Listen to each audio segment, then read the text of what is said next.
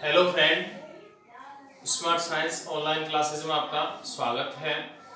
आज हम बात करेंगे वेग नियम या वेग व्यंजक तथा वेग स्थिरांक के बारे में। वेग नियम को अपन कहते हैं रेट लॉ, वेग स्थिरांक को अपन कहते हैं रेट कांस्टेंट। तो कैसे अपना निकल के आएगा, अब यहां से अपन बात करेंगे माना सामान्य अभिक्रिया।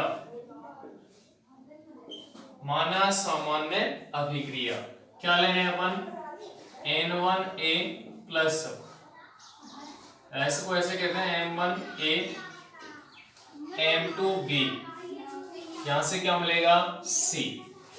ठीक है, क्या ले रहे हैं अपन M1A प्लस M2B, क्या मिलेगा वहां से C। तब क्या लिखेंगे यहां से, द्रव्य अनुपाती क्रिया नियम से,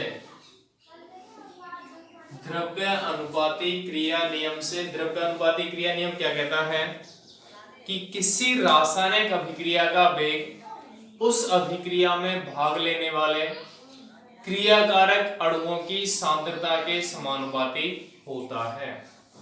किसी रासायनिक अभिक्रिया का वेग उस अभिक्रिया में भाग लेने वाले अभिकारक अणुओं की सांद्रता के गुणनफल के समानुपाती होता है। उससे हम क्या कहते हैं, द्रव्य अनुपाती क्रिया नियम। तो यहां से अपन क्या लिखेंगे, अभिक्रिया वेग, वेग समानुपाती ए की सांद्रता, इसकी पावर में अपन क्या लगा रहे हैं ए, और बी की सांद्रता, उसकी पावर में क्या लगा रहे हैं बी। कोई भी गुणांक है या अपन ऐसे कहते हैं ए की पावर क्या रखते हैं एक्स और बी की पावर में वाई। ये हमें निर्धारित नहीं होता, ये सब मान प्रयोगों द्वारा प्राप्त किए जाते हैं कि पावर में क्या आएगा, एक्स आएगा, वाई आएगा, कौन कौन सी स्थिति आएगी। तो ये अपना प्रयोगों द्वारा निर्धारित होता है। तो अपन ने क्या लिखा है, द्रव्य अनुपाती क्रिया नियम से अभिक्रिया वेग समानुपाती होता है ए की सांद्रता और बी की सांद्रता के गुणनफल के। ठीक है, अब यहां से अपन क्या लिखेंगे, समानुपाती को हटाएं तो क्या आएगा, अभिक्रिया वेग बराबर के ए की पावर एक्स और बी की पावर वाई। कोई दिक्कत है क्या, समानुपाती हटाया अपन ने क्या लगा दिया के, तो के बराबर क्या कहलाता है, समानुपाती स्थिरांक, समानुपाती स्थिरांक। इसके बाद अपन क्या करेंगे, इसको देते हैं क्या, समीकरण एक। हमें पता है चूंकि अभिक्रिया वेग बराबर क्या होता है dx अपॉन dt, या सांद्रता में होने वाला परिवर्तन अपॉन परिवर्तन में लगा समय। dx अपन ने क्या माना है, सांद्रता में होने वाला परिवर्तन, और dt माना है क्या, परिवर्तन में लगने वाला समय। तो अभिक्रिया वेग अपन क्या कहते हैं, अभिक्रिया वेग बराबर dx अपॉन dt। तो अपन क्या रख सकते हैं, इसलिए dx अपॉन dt बराबर क्या हो जाएगा, के ए की पावर x और b की पावर y। क्या हो जाएगा, dx अपॉन dt बराबर के ए की पावर x b की पावर y। इसको क्या देते हैं 2। यहां अवकलन की स्थिति आ रही है, dx upon dt, dy upon dt, ये क्या होता है, अवकलन की स्थिति होती है। तो यहां से अपन कह सकते हैं समीकरण जो एक है वो तो क्या कहलाता है, वेग नियम या वेग व्यंजक। हमें कहते हैं कि इस अभिक्रिया को दे दिया, उसका वेग व्यंजक लिखिए। तो अपन क्या लिखना है, अभिक्रिया वेग बराबर के ए की पावर एक्स बी की पावर वाई हो जाएगा। इसके अलावा अपन ये कहें कि इसका अवकलित वेग समीकरण लिखिए। तो अवकलित वेग समीकरण क्या होगा, ये। तो समीकरण 2 क्या कहलाएगा, अवकलित वेग समीकरण। क्या कहलाएगा, अवकलित वेग समीकरण। कोई भी अभिक्रिया लें, किसी भी अभिक्रिया के लिए अपन बात कर लें तो उसमें अपन को पता है द्रव्य अनुपाती क्रिया नियम लगाएंगे। और द्रव्य अनुपाती क्रिया नियम क्या कहता है कि उस अभिक्रिया का जो वेग है उस अभिक्रिया में भाग लेने वाले अभिकारक अणुओं की सांद्रता के गुणनफल के समानुपाती होता है। तो हमने ये लिखा है अभिक्रिया वेग, अभिकारक अणु ए और बी है, उनकी सांद्रता बड़े कोष्टक में लिखेंगे, उनकी पावर में x और y वो प्रयोग द्वारा आया है। तो यहां से अपन लिख दिया अभिक्रिया वेग समानुपाती a की पावर x b की पावर y, समानुपाती हटाया के लगाया, तो इसको अपन क्या कहते हैं समानुपाती स्थिरांक। तो ये क्या कहलाता है वेग व्यंजक या वेग नियम। अब यहां से अपन कहते हैं कि अभिक्रिया वेग को अपन सांद्रता अपॉन समय के रूप में व्यक्त करते हैं। अभिक्रिया वेग बराबर होता है सांद्रता में होने वाला परिवर्तन अपॉन लगने वाला समय। तो उसको अपन डिनोट कर रहे हैं कहां से dx अपॉन dt। dx का मतलब है सांद्रता में होने वाला परिवर्तन और dt है परिवर्तन में लगा समय। तो अभिक्रिया वेग बराबर क्या हो जाएगा dx अपॉन dt। उस जगह अपन मान रखेंगे तो dx अपॉन dt बराबर क्या मिलेगा k a की पावर x b की पावर y। तो ये जो समीकरण मिलेगा यहां अवकलन की स्थिति है d अपॉन dt क्या कहलाता है अवकलन की स्थिति आती है। तो इसको अपन कहते हैं अवकलित वेग समीकरण। कोई समस्या छोटा सा पॉइंट है, कोई ऐसी क्रिटिकल बात नहीं है। आगे हम बात करेंगे यहां पे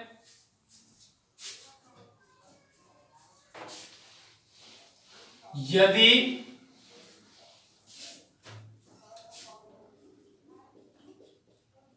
अभिकारक की सांद्रता बराबर उत्पाद की सांद्रता बराबर क्या हो जाए 1। यदि अभिकारक की सांद्रता भी 1 हो, उत्पाद की सांद्रता भी 1 हो, तब समीकरण 1 से क्या हो जाएगा अभिक्रिया वेग बराबर क्या आएगा k। क्योंकि a की पावर x है b की पावर y है तो 1 की पावर x 1 की पावर y बराबर क्या आएगा 1 ही आएगा। तो यहां से अपन कहेंगे यदि किसी रासायनिक अभिक्रिया में अभिकारक तथा उत्पाद इकाई सांद्रता में उपस्थित होते हैं, यदि किसी रासायनिक अभिक्रिया में अभिकारक व उत्पाद इकाई सांद्रता में उपस्थित होते हैं तो उस अभिक्रिया का वेग ही वेग स्थिरांक कहलाता है।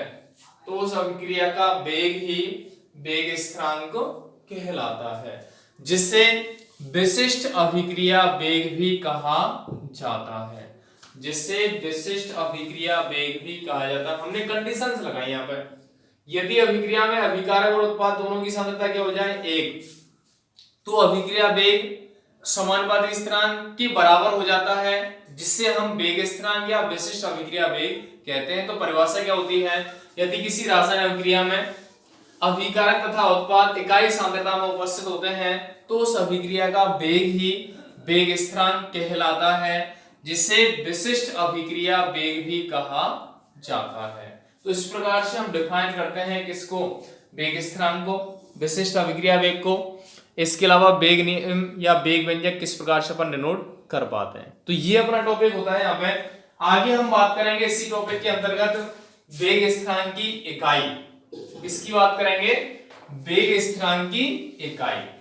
देख लो कैसे मिलेंगी।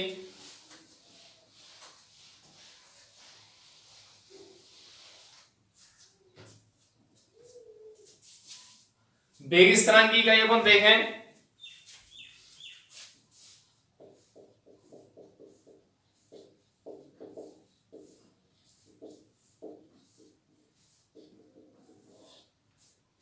Unit of rate constant. यहां से अपन देखेंगे इसकी इकाई क्या होगी, वही अपन देखेंगे माना सामान्य अभिक्रिया। क्या लिख रहे हैं अपन M1A प्लस M2B, देन क्या बन रहा है उत्पाद या C। द्रव्य अनुपाती क्रिया नियम से क्या मिलेगा,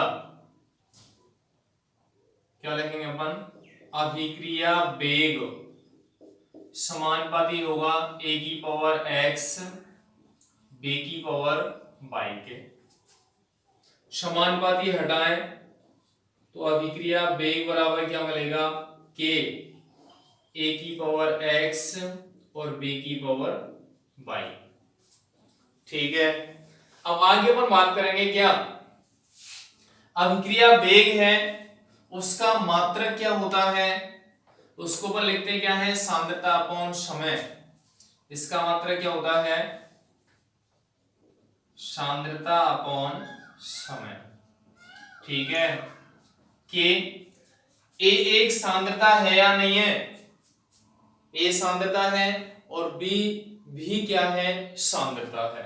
तो अपन क्या लिखेंगे, सांद्रता की पावर x, और इसको भी अपन क्या लिखेंगे, p के लिए भी सांद्रता की पावर y, क्योंकि दोनों ही सांद्रता के पद हैं, a भी सांद्रता है और b भी सांद्रता है, तो दोनों ही सांद्रता के पद है। तो अपन ने क्या लिखा है, अभिक्रिया वेग बराबर सांद्रता अपॉन समय होता ही है, सांद्रता में होने वाला परिवर्तन अपॉन समय होता है, तो सांद्रता अपॉन समय आ गया, कि आ गया यहाँ पे a एक सांद्रता है, b एक सांद्रता है, तो सांद्रता की पावर x और सांद्रता की पावर y। ध्यान से देखें अपन इसको। अब यहां से अपन क्या करेंगे कि हमने मैथ में पढ़ा होगा कि जब आधार समान होते हैं तो उनकी घातें परस्पर जुड़ जाती हैं। आधार समान होने पर घातें जुड़ जाती हैं जब ये गुणा में होते हैं तो, लेकिन अगर अपोन में होते हैं तो वो माइनस में जाते हैं। मतलब जब तो समान आधार मल्टीप्लाई में होते हैं, गुणा में होते हैं, तो उनकी जो घात हैं वो क्या हो जाती हैं, जुड़ जाती हैं। तो अपन क्या लिखेंगे, सांद्रता अपॉन समय बराबर क्या आएगा, के सांद्रता की पावर में क्या लिख देंगे, x plus y. x plus y दोनों को हमने प्लस के रूप में लिख दिया। यहां पर क्या मान लें, x प्लस वाई बराबर n, जिसको क्या कहा जाता है, कोटि। इसके बारे में अपन आगे बात करेंगे, कोटि के बारे में क्या बात करेंगे आगे, या नेक्स्ट टाइम नेक्स्ट टॉपिक में। तो यहां से मैंने क्या लिखा है, x प्लस वाई बराबर क्या है, n, और जिसे क्या कहा जाता है, कोटि। ठीक है, अब आगे अपन देखें इसको क्या लिखेंगे, सांद्रता अपॉन समय बराबर के सांद्रता की पावर n। अब हम क्या लिखें, k बराबर क्या आएगा, सांद्रता को इधर ले आए यहां पे, तो क्या आएगा, सांद्रता अपॉन सांद्रता की पावर n इनटू 1 अपॉन समय। तो देखो कोई दिक्कत थोड़ी है, हमने क्या किया यहाँ पे, k बराबर निकाला है तो ये सांद्रता गुणा में है, ये किस में आ जाएगा, अपॉन में। तो हमने सांद्रता पहले से है एक, तो अब एक सांद्रता की पावर n आया तो ये अपॉन में लिख दिया, n2 में क्या है, 1 अपॉन समय है। अब हम क्या करेंगे, ये दोनों आधार समान हैं लेकिन बटे में है, तो जो घात है वो माइनस हो जाएंगे, तो क्या लिखेंगे अपन, k बराबर सांद्रता की पावर 1 माइनस n, और समय को क्या लिखेंगे, इनवर्स। तो k के लिए अपन क्या लिख देंगे, सांद्रता की पावर 1 माइनस n इनटू समय इनवर्स। अब यहां से अपन क्या कहें कि सांद्रता का मात्रक क्या होता है, मोल प्रति लीटर। सांद्रता का मात्रक क्या होता है, मोल प्रति लीटर, और समय का मात्रक क्या होता है, सेकंड। तो देन अपन यूनिट क्या निकालेंगे इसकी, मोल लीटर इनवर्स, ऊपर में 1 माइनस n, और समय के लिए क्या आएगा, सेकंड इनवर्स। तो ये तो किसके लिए आएगी, के लिए, या बेग स्थिरांक की जो इकाई है वो अपन डिनोट करेंगे। अब आगे डिपेंड करेगा कि n का मान अपन क्या क्या रख सकते हैं, उसके आधार पर के या बेग स्थिरांक की जो इकाई है वो क्या प्राप्त होंगी। तो यहां से सीधा सा है अभिक्रिया द्रव्यानुपाती क्रिया नियम से अपन क्या लिखा है, अभिक्रिया का एक समानुपाती a की पावर x b की पावर y, समानुपाती को हटाया स्थिरांक लगाया, इसे अपन क्या कहते हैं, समानुपाती स्थिरांक। अब हमें पता है अभिक्रिया वेग सांद्रता अपॉन समय होता है, इसकी इकाई क्या होती है, सांद्रता अपॉन समय, लिख दिया। ये सांद्रता का पद है, ये भी सांद्रता का पद है, दोनों जगह सांद्रता लिखा है, पावर में x और y है, ठीक है। आगे पॉइंट क्या आएगा कि जब आधार समान होते हैं तो घातें क्या हो जाती हैं, जुड़ जाती हैं। जब ये दोनों गुणा में हो तो घात क्या होंगी, जुड़ जाएंगी। तो हमने क्या लिखा है, सांद्रता अपॉन समय के, सांद्रता की पावर x प्लस y। अब x प्लस y बराबर माना है हमने n, और जो क्या कहलाता है, कोटि, जो अपन नेक्स्ट टाइम या नेक्स्ट टॉपिक में बात करेंगे। इसके बाद मैंने क्या लिखा है, सांद्रता अपॉन समय बराबर k सांद्रता की पावर n। अब हमें पता है यहाँ सांद्रता पद है, यहाँ पे भी सांद्रता पद है, तो इस सांद्रता को इधर ले जाएं तो इस सांद्रता के अपॉन में आएगा ये, तो सांद्रता अपॉन सांद्रता की पावर n इनटू 1 अपॉन समय। अब ये देख लो कि ये दोनों आधार समान हैं, लेकिन ये भाग में है तो घातें क्या होंगी, घटेंगी। तो यहां से क्या मिलेगा, 1 माइनस n, क्योंकि यहाँ तो 1 है सांद्रता की पावर 1 और यहाँ क्या है n, तो सांद्रता की पावर में क्या आएगा, 1 माइनस n, और ये क्या मिलेगा अपन को, समय इनवर्स।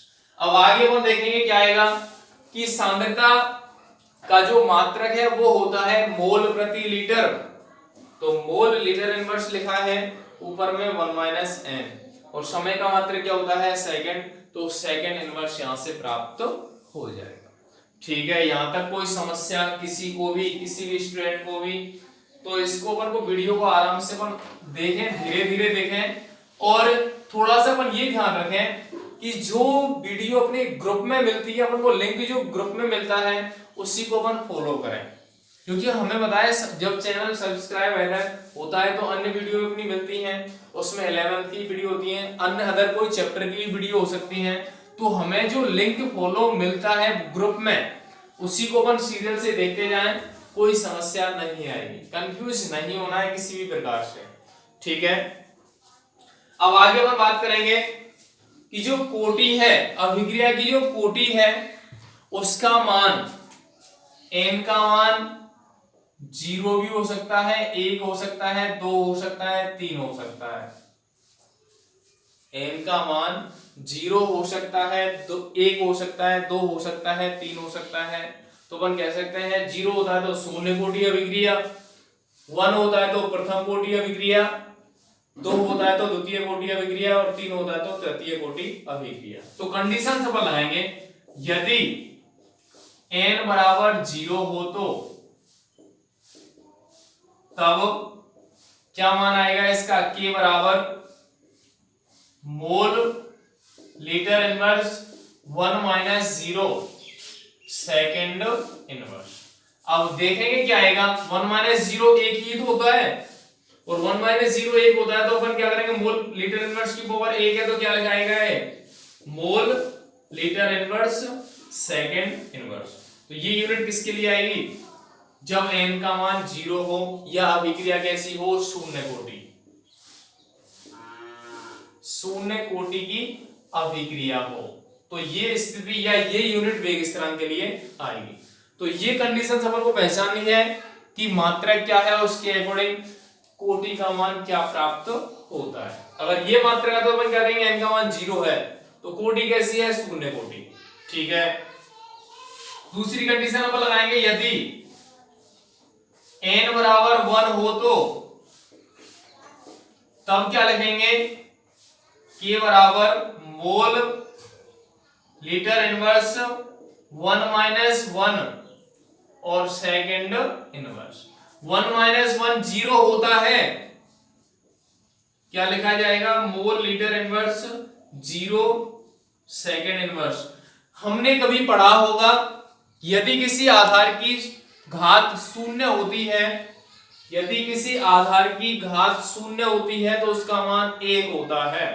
किसी भी आधार की पावर ले लो, माना कि a की पावर 0 है, इसका मतलब क्या है 1 है। तो किसी भी आधार की पावर अगर 0 होती है उसका मतलब 1 होता है, तो इसका मान तो 1 आएगा। और यहाँ क्या बचेगा, केवल सेकंड। तो मात्र क्या मिलेगा इसके लिए, सेकंड इनवर्स। किसके लिए, जब कोटि का मान 1 होता है, प्रथम कोटि अभिक्रिया होती है।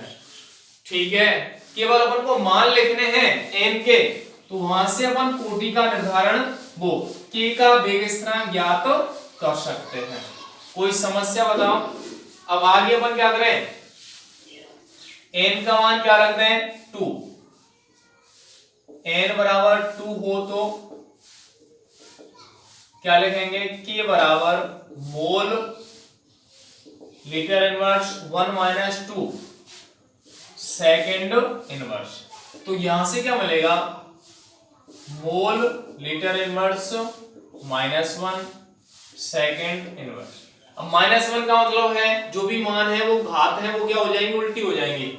यहां से क्या मिलेगा, mole inverse litre second inverse. ये किसके लिए मात्रक आएगा, सेकेंड ऑर्डर रिएक्शन, क्योंकि यहाँ पे मोल की पावर 1 है, इससे मल्टीप्लाई होगा तो -1 आ जाएगा। यहाँ पे पावर में -1 है, इससे मल्टीप्लाई होगा तो प्लस में आ जाएगा, और सेकंड इनवर्स रहेगा ही। ये n बराबर 2 के लिए मान आता है। इसके अलावा फोर्थ कंडीशन कौन सी होती है, n का मान अपन क्या रखें, कितना रखेंगे, n का मान 3, कि जब n बराबर क्या मिले 3, तब क्या होगा, k बराबर mole litre inverse 1 minus 3 second inverse. तो क्या मिलेगा अपन को, mole litre inverse -2 second inverse. तो मात्रक क्या लिखेंगे, मोल की पावर में तो क्या आएगा -2, लीटर की पावर में क्या मिलेगा +2, और सेकेंड इनवर्स। तो ये स्थिति मिल जाएगी क्या, बताओ, कोई समस्या, आराम से अपन हल कर सकते हैं। और ये अगर स्थिति मिलेगी तो यहां से क्या मिल रहा है, मोल -2 लीटर स्क्वायर और सेकेंड इनवर्स। ये मान किसके लिए मिलेगा, थर्ड ऑर्डर रिएक्शन या ऐसी अभिक्रिया जिसके लिए कोटि का मान कितना प्राप्त होता है, 3 प्राप्त होता है। तो उसके लिए अपन क्या लिख रहे हैं यहाँ पे, कोटि का निर्धारण। तो इस प्रकार से अपन बात कर सकते हैं, जो अभिक्रिया की कोटि है वो 0 होती है, 1 होती है, 2 होती है और 3 होती है। उसके अकॉर्डिंग k का जो व्यंजक है उसके लिए यूनिट या इकाई अपन निर्धारित कर सकते हैं। तो आज का जो टॉपिक है उसमें अपन ने 2 पॉइंट पढ़े हैं, एक तो वेग नियम या वेग व्यंजक अपन कैसे लिखते हैं, और वेग स्थिरांक की इकाई किस प्रकार से ज्ञात की जाती है। तो सभी स्टूडेंट से दोबारा से रिक्वेस्ट है कि जो ग्रुप में अपना लिंक मिलता है वीडियो के लिए उसी को हम फॉलो करें, उसी को देखें, और उससे संबंधित जो अपने पेज मिलते हैं या नोट्स मिलते हैं उसको अपन कॉपी में नोट करें और कंटिन्यू अपनी पढ़ाई को सुचारू रूप से चालू रखें। धन्यवाद।